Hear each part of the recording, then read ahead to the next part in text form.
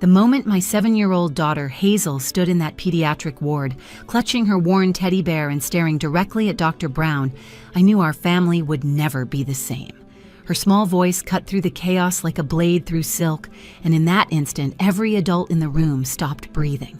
The fluorescent lights hummed above us, casting harsh shadows on faces that would haunt me forever. My name is Nadine Porter. I'm 32 years old, mother of 2, and until that horrific night in February, I believed my husband Grant and his mother Beatrice were on my side. I thought the little tensions in our home were normal family friction. I thought my concerns about my baby's health were just new mother worries. I thought when my husband called me anxious and overprotective, he was trying to calm me down out of love. I was wrong about everything. This is the story of how my baby's 104-degree fever exposed a betrayal so deep it shattered everything I thought I knew about the people I loved most. It's about how a grandmother's twisted love became poison, how a father's blind loyalty became neglect, and how a 7-year-old girl's courage saved her baby brother's life when every adult around her failed him. But let me introduce you to the people who shaped this nightmare, because you need to understand who they were to comprehend the magnitude of what they did. My husband, Grant Porter, 34, worked as an investment banker at a prestigious Minneapolis firm. He had this way of making you feel small when you disagreed with him, always armed with logic and that condescending half smile that suggested you just didn't understand the bigger picture. Women found him charming. His colleagues called him brilliant. His mother called him perfect, and that should have been my first warning. Beatrice Porter, 68, had raised 3 successful children and never let anyone forget it. She moved in with us 6 weeks before that terrible night, supposedly recovering from hip surgery. But looking back, I wonder if the surgery was just an excuse to infiltrate our lives. She had this way of delivering criticism wrapped in concern, like a razor blade hidden in cotton candy. "Oh, Nadine, dear, I'm only trying to help," she'd say after undermining every parenting decision I made. Then there was my daughter, Hazel, 7 years old with eyes like an old soul. She noticed everything but had learned to stay quiet when Grandma visited. Hazel had this teddy bear named Dr. Brown, a gift from my late father who'd been a pediatrician at Minneapolis Children's Hospital for 30 years. Dad died when Hazel was 4, but she carried that bear everywhere, like she was carrying a piece of him with her. Sometimes I'd catch her whispering to it, and I'd wonder what secrets she was sharing with the grandfather she barely remembered. And Felix, my baby boy, just 8 months old with a smile that could light up the darkest room. He had Grant's dark hair but my father's gentle eyes. Felix had been born during a snowstorm 2 weeks early, fighting his way into the world like he knew he'd need to be a fighter. The nurses called him their little warrior. I just called him my miracle, because after 2 miscarriages, holding him felt like holding answered prayers. Our house in the suburbs should have been a haven. 4 bedrooms, a big backyard with a swing set Hazel loved, a kitchen where I baked cookies on Sundays while Felix babbled from his high chair. But Beatrice's presence had turned it into a battlefield where every parenting choice became a war. She'd reorganize my pantry, explaining that her system was more efficient. She'd refold the baby's clothes, noting that her way prevented wrinkles. She'd hover while I prepared Felix's bottles, sighing dramatically at the formula I used. "Breast is best," she'd say, knowing full well I'd struggled with milk production and carried enormous guilt about it. Grant would just nod along, adding, "Mom's got a point, Nadine." The morning everything changed started like any other battle in our ongoing war. Felix had been fussy all night, and I knew something was wrong. Call it mother's intuition or paranoia, but I felt it in my bones. When I took his temperature and saw 101, I reached for the infant Tylenol our pediatrician had prescribed for teething pain and fever. That's when Beatrice appeared in the nursery doorway like a specter, her face twisted in disapproval. Grant stood behind her, already dressed for work, checking his phone while his mother prepared to launch another attack on my competence. Neither of them could see what I saw in Felix's eyes that morning. Neither of them recognized the storm that was coming. But Hazel did. She stood in the hallway clutching Dr. Brown, watching everything unfold with those knowing eyes.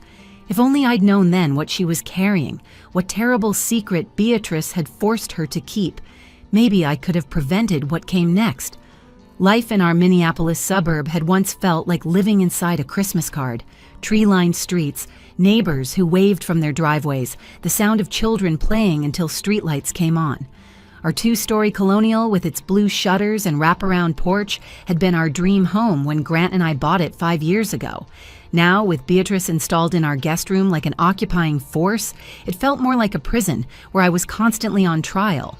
The morning routine had become a careful dance of avoidance.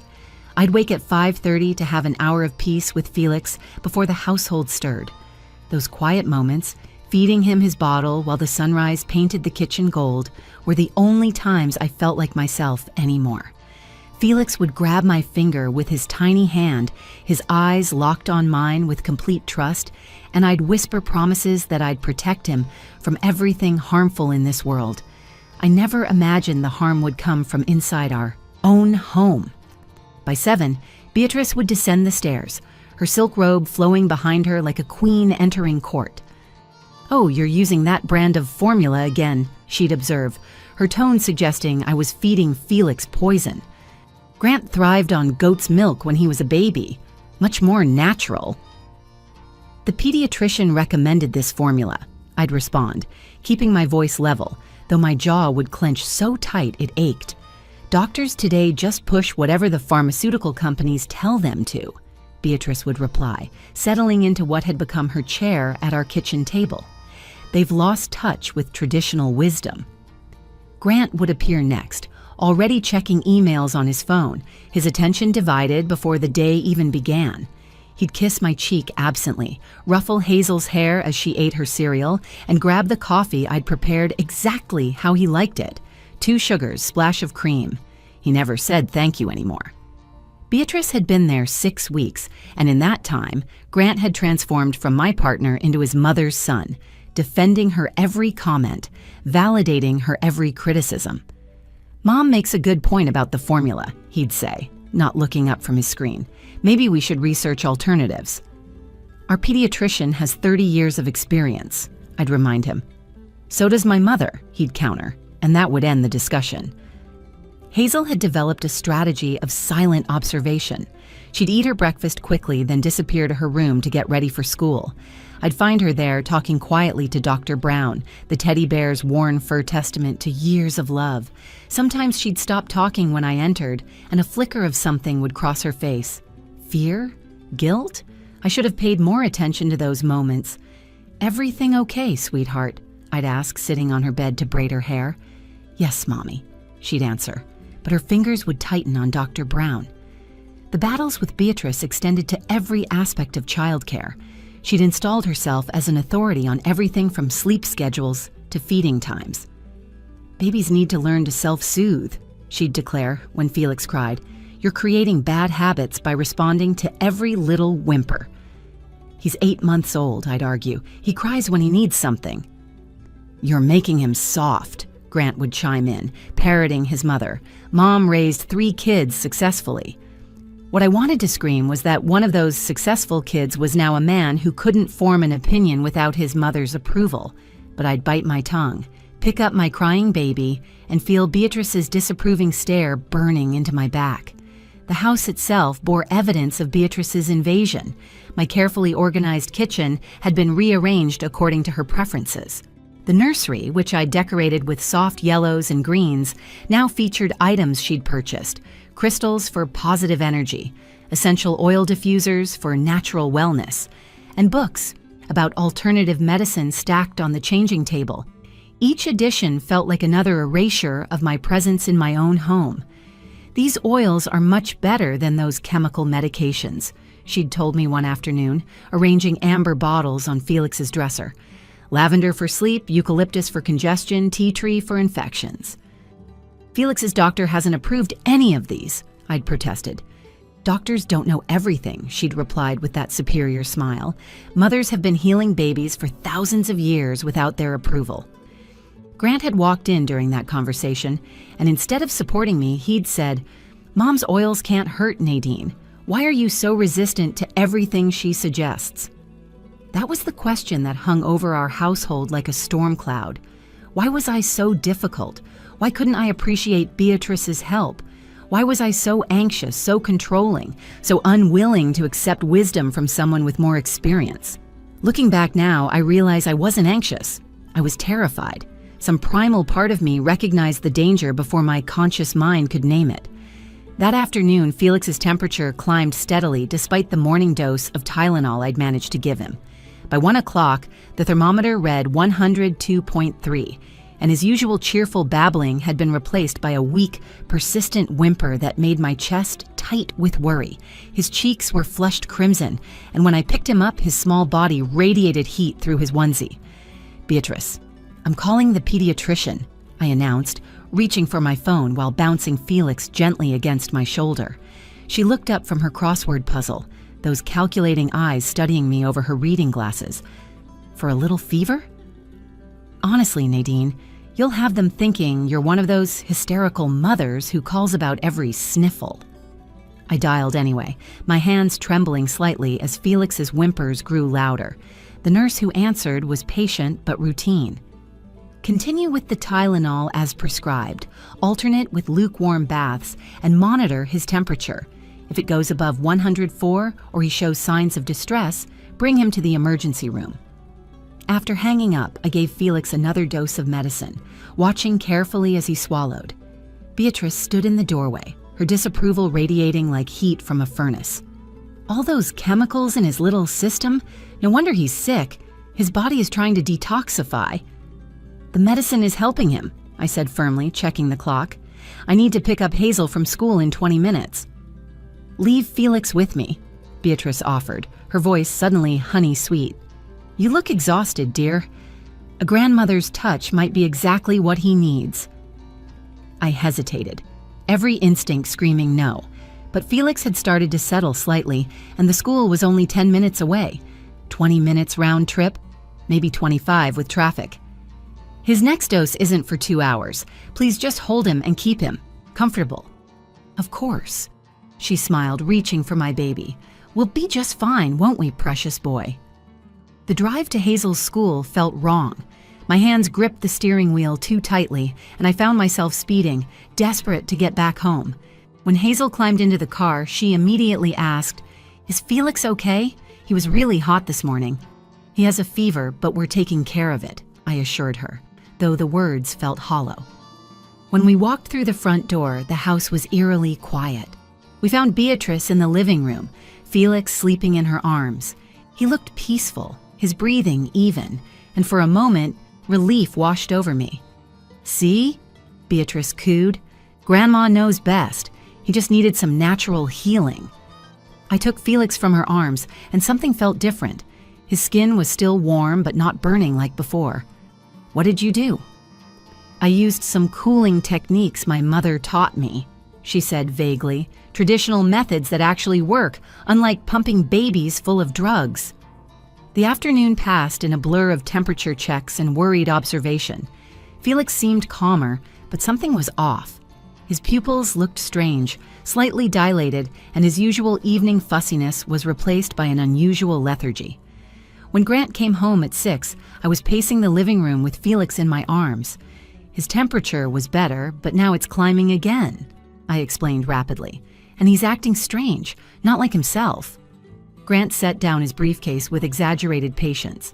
"Nadine, babies get fevers. It's normal." "This isn't normal," my voice cracked with frustration. "Look at him, Grant." "Really look at your son." But Grant was already looking at his mother, who shook her head sadly. "I tried to help this afternoon, even got his fever down, but she insists on catastrophizing everything." By 7 o'clock, the thermometer showed 104.2. Felix's breathing had become shallow and rapid, his tiny chest working too hard for each breath. His cry had transformed into a weak, kitten-like mewl that terrified me more than any scream could have. "We're going to the emergency room now," I announced, grabbing the diaper bag with shaking hands. Grant rolled his eyes, the gesture so dismissive it felt like a slap. "You're overreacting again. This is exactly what the therapist talked about, your tendency to spiral into worst-case scenarios." I'd stopped seeing that therapist months ago when I realized Grant had been feeding her selective information, painting me as an anxious mother while omitting his mother's constant undermining. "Mom, tell her she's overreacting," Grant appealed to Beatrice. She smirked, that cruel little expression I'd come to hate. New mothers do tend to panic over every little thing.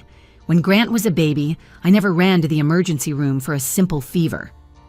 "His temperature is 104, I shouted, my composure finally shattering. "This isn't panic. This is appropriate medical concern.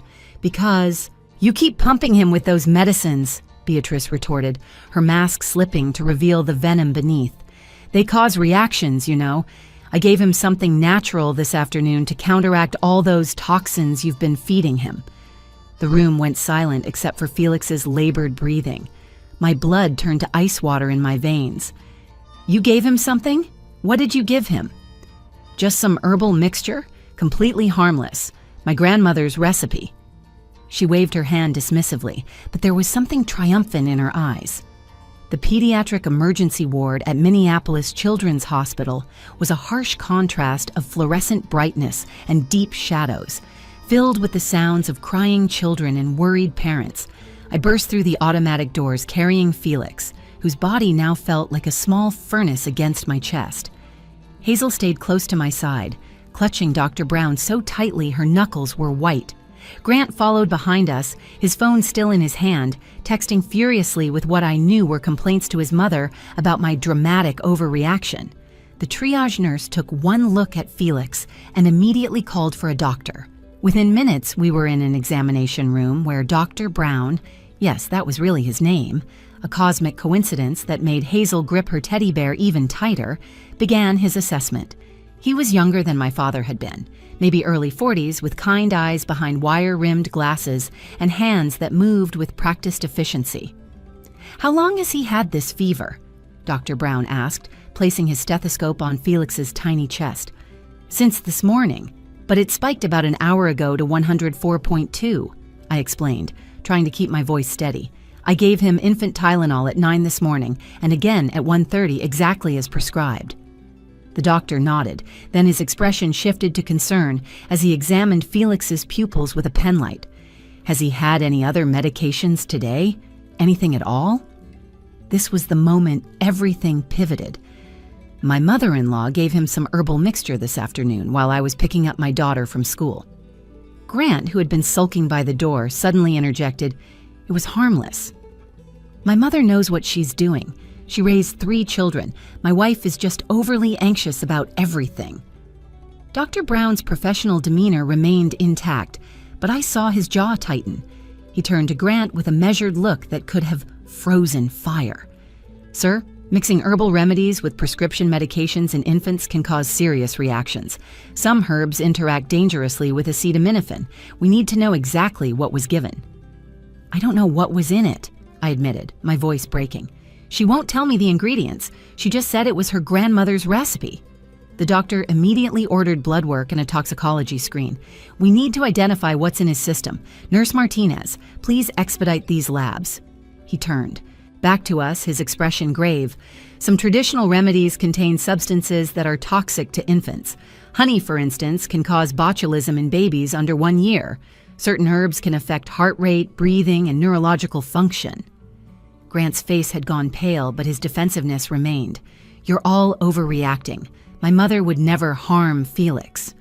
"Intent and outcome are different things, Mr. Porter," Dr. Brown said firmly. "Right now, our priority is stabilizing your son." They started an IV in Felix's tiny arm, the sight of it making my knees weak. A nurse brought me a chair, and I sat holding my baby's hand while they worked. Hazel stood beside me, unusually quiet, whispering something to her teddy bear that I couldn't quite hear. An hour passed in a blur of medical terminology and procedures. Felix's breathing was being monitored constantly, oxygen levels checked every few minutes. The blood work came back showing abnormal liver enzymes and signs of multiple substance interaction. Dr. Brown's expression grew increasingly serious as he reviewed the results. "Mrs. Porter, we need to admit Felix immediately. His blood work shows concerning levels that require close monitoring. We're seeing indicators of potential toxicity, though we can't identify the specific substances without knowing what herbs were used. Grant exploded, his voice echoing off the sterile walls. "This is ridiculous. You're all overreacting. My mother used natural remedies on all of us and we're fine." "Your son is not fine, Mr. Porter," Dr. Brown responded sharply. "He's showing signs of respiratory distress and possible neurological impact. We need to act quickly." The waiting room they moved us to felt like a cage. Grant sat in the corner, texting furiously with his mother, occasionally glaring at me as if this was somehow my fault. I held Felix, who was now connected to monitors that beeped with terrifying regularity, each sound a reminder of how wrong everything had gone. Hazel sat on the chair beside me, Dr. Brown the teddy bear in her lap, her small face etched with an expression too serious for a 7-year-old. A pediatric specialist arrived to consult, then another. Conversations happened in hushed tones just outside our room. Words like potential poisoning and child protective services drifted through the doorway. Grant heard them too, and his anger transformed into something closer to fear. "This is insane," he muttered, but his voice had lost its earlier conviction. Mom was just trying to help. I looked at him then, really looked at the man I'd married 8 years ago. The man who'd cried when Hazel was born, who'd stayed up all night with me when Felix had colic at 2 months old. That man was gone, replaced by someone who valued his mother's approval over his children's safety. "Grant," I said quietly, "our baby is in the hospital. Your mother gave him an unknown substance that's causing a medical emergency. How is this helping?" Before he could answer, Hazel stood up, walked to the middle of the room, and spoke in a clear, determined voice that commanded everyone's attention. "Dr. Brown," Hazel said, standing in the center of that sterile hospital room with her teddy bear pressed against her chest, "should I tell you what Grandma gave the baby instead of his real medicine?" The pediatric ward went ice cold. Every head turned to my 7-year-old daughter. The monitors beeping Felix's vital signs seemed to grow louder in the sudden silence. A nurse who'd been adjusting Felix's IV froze mid-motion. Grant's phone slipped from his hand, clattering on the linoleum floor. Dr. Brown immediately knelt to Hazel's level, his voice gentle but urgent. "What do you mean, sweetheart? This is very important." Hazel took a deep breath, and I saw her gather courage the way she did before jumping off the high dive at the community pool last summer. I saw Grandma pour out Felix's white medicine in the bathroom sink, the real medicine Mommy gives him. Then she filled the bottle with her brown liquid from a jar she keeps hidden in her suitcase. She said it was our secret game. My legs gave out. I sank into the nearest chair, still clutching Felix, while the room erupted into controlled chaos. Dr. Brown stood quickly, calling for security and additional staff. Grant's face had gone from pale to gray, his mouth opening and closing without sound. "Hazel," Dr. Brown continued, maintaining his gentle tone despite the urgency, "when did you see this happen?" 2 weeks ago, Hazel said, her small voice steady, the day after Grandma moved in. She told me if I told anyone, Mommy and Daddy would get divorced and it would be my fault. She said I'd have to choose who to live with and the other parent would hate me forever. But Felix is really sick. And my real Dr. Brown, my Teddy, he was named after my grandpa who was a doctor, and Mommy always says doctors help people tell the truth when someone is sick. 2 weeks. My baby had been receiving unknown substances instead of his prescribed medications for 2 weeks. Every dose I'd carefully measured and given him, thinking I was helping him with teething pain, with minor fevers, with the normal discomforts of infancy, had been Beatrice's concoction. "She's been doing it every day," Hazel continued, tears now streaming down her face. "Sometimes twice a day. She'd wait until Mommy went to the bathroom or was doing laundry, and she'd switch them really fast. She had different jars for different medicines, brown liquid for the fever medicine, green stuff for the teething gel, and something clear for the gas drops." Dr. Brown immediately grabbed the room phone, his voice sharp and professional. "I need poison control on the line immediately, and get security to the patient's residence right now. We need all substances from the grandmother's room tested." He turned to me. "Mrs. Porter, do you have power of attorney for medical decisions?" Yes, I managed to whisper, my voice barely audible over the pounding of my heart. No, wait, Grant finally found his voice, stepping forward. This is some kind of misunderstanding. Hazel's confused. Kids make things up. She's not making it up, Hazel shouted, stunning everyone with her vehemence. I took pictures with Mommy's old phone, the one you let me play games on. She pulled my old iPhone from her pocket, the one we'd given her for educational apps. I knew it was bad, but Grandma scared me, so I took pictures in case Felix got sick. The room went silent again as Hazel opened the photo app with the password I'd taught her. There they were, blurry but unmistakable photos of Beatrice pouring out medicine, filling bottles from mason jars, even one of her threatening gesture toward Hazel with her finger to her lips. My God, Grant breathed, staggering backward until he hit the wall. Within the hour, police arrived at our house with Beatrice, who'd been forced to surrender her suitcase and its contents. She entered the hospital emergency room in handcuffs, her perfect grandmother facade completely shattered. The mason jars were tested immediately by the hospital lab. I was helping, Beatrice shrieked as officers questioned her, her voice echoing through the emergency ward. Those medicines are poison. I was saving him. Natural remedies are better. The test results came back within hours, thanks to the emergency protocol. The brown liquid contained belladonna, honey, and crushed herbs, including foxglove, all potentially fatal to infants. The green substance had peppermint oil concentrated enough to cause breathing problems in babies. The clear liquid was essentially grain alcohol mixed with chamomile. Your daughter saved your son's life, Dr. Brown told me quietly as they prepared to move Felix to the pediatric intensive care unit. Another day or two of these substances, especially the belladonna and foxglove combination, could have caused organ failure. Grant stood in the corner, watching his mother being read her rights, his world collapsing around him. "Mom," he said, his voice broken, "how could you?" Beatrice's response chilled everyone in earshot. "I did it for you. She's not good enough for you. She's weak, anxious, a terrible mother. I was proving it. If the baby had gotten sicker, you'd have seen how incompetent she is. Then you could have divorced her and found someone worthy of our family name." The calculated cruelty of it, the premeditated nature of slowly poisoning an infant to destroy his mother's credibility, left everyone in that emergency room stunned. This wasn't misguided help or ignorant use of folk remedies. This was attempted murder disguised as grandmother's wisdom. Felix spent 3 days in the pediatric intensive care unit, hooked to monitors that tracked every heartbeat, every breath, every sign that his small body was fighting off the poisons his grandmother had fed him. I never left his side, sleeping in the uncomfortable chair beside his crib, waking every time a nurse came to check his vitals. The belladonna had affected his nervous system, causing the dilated pupils and respiratory issues. The foxglove had stressed his tiny heart. The honey posed a botulism risk that required careful monitoring.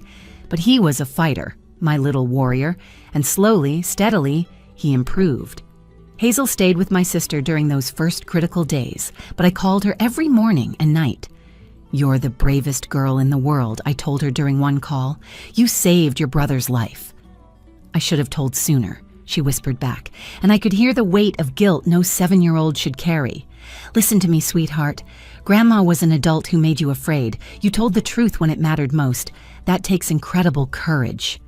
Beatrice was charged with attempted murder, child endangerment, poisoning, and witness intimidation of a minor. Her lawyer tried to argue diminished capacity, claiming she believed she was helping, but the prosecutors had Hazel's photos, showing the deliberate bottle switching, and more damning, they had Beatrice's own journals found in her suitcase. Pages and pages detailing her plan to prove I was an unfit mother, to break up my marriage, to get custody of the children for her son. The calculated cruelty of it was laid bare in her own handwriting. She eventually pleaded guilty to lesser charges to avoid trial, receiving 5 years in prison with mandatory psychological evaluation. The judge, a grandmother herself, told Beatrice at sentencing, "You betrayed the most sacred trust that exists, the trust of a child in their grandmother's love. You used your grandson as a weapon against his mother. This court has rarely seen such calculated cruelty disguised as care." Grant moved out the day Felix was released from the hospital. He couldn't look at any of us, the shame and guilt eating him alive. During our divorce proceedings 6 months later, his lawyer half-heartedly tried to claim I was an anxious parent, but the hospital records, police reports, and Hazel's brave testimony painted the real picture. Grant had enabled his mother's abuse through willful blindness, choosing her approval over his children's safety. "I'm sorry," he said after signing the divorce papers. "I should have listened to you. I should have protected them." "Yes," I replied simply, "you should have." He sends money regularly, more than required by the court order. He sends letters to the children that I let them read when they're ready. But rebuilding trust with them will take years, if it happens at all. Hazel told her therapist she's afraid of him now, afraid he'll choose someone else over her again. That's his burden to carry. Our house feels different now, lighter, safer. I redecorated the guest room, turning it into an art studio for Hazel. She paints pictures of our family of 3, always including Dr. Brown the teddy bear, sometimes adding a faint outline of her grandfather watching over us. Felix, now 14 months old, is thriving. He walks on sturdy legs, says mama and hey hey for his sister, and his laugh fills our home with joy instead of fear. The pediatrician who saved Felix's life, Dr. Brown, became a friend. He testified at Beatrice's sentencing about the severity of what could have happened. He also wrote a letter to the medical board about the importance of believing mothers when they say something is wrong with their children. Maternal instinct, he wrote, is often dismissed as anxiety. In this case, a mother's anxiety was the only thing standing between her child and a potential tragedy. I don't question myself anymore. When that inner voice speaks, I listen. I've learned that what others labeled as anxiety was actually intuition screaming warnings. I've learned that keeping the peace isn't worth risking your children's safety. I've learned that family isn't about blood, but about who shows up to protect the vulnerable. Hazel keeps Dr. Brown the teddy on a shelf in her room now, saying she's getting too old to carry him everywhere. But sometimes, when she thinks I'm not looking, I see her take him down and whisper to him. I think she's telling him about her day, about Felix's new words, about how we're okay now.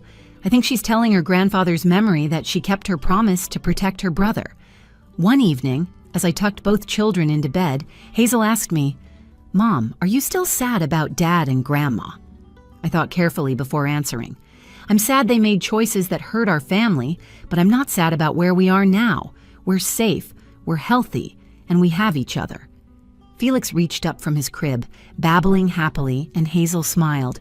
"We're good, aren't we, Mom?" "Yes, baby," I said, kissing them both goodnight. "We're good." The story I've shared with you isn't just about survival. It's about the power of truth, the courage of children, and the strength of a mother's instinct. It's about recognizing that the most dangerous threats often come wrapped in familiarity and false concern. If my story helps even one parent trust their instincts, one child find the courage to speak up, or one family recognize the warning signs of manipulation disguised as love, then sharing this pain has purpose. If this story resonated with you, please share it with others who might need to hear it. Like this video if it touched your heart or opened your eyes. Comment below with your own experiences of trusting your instincts when everyone told you that you were wrong.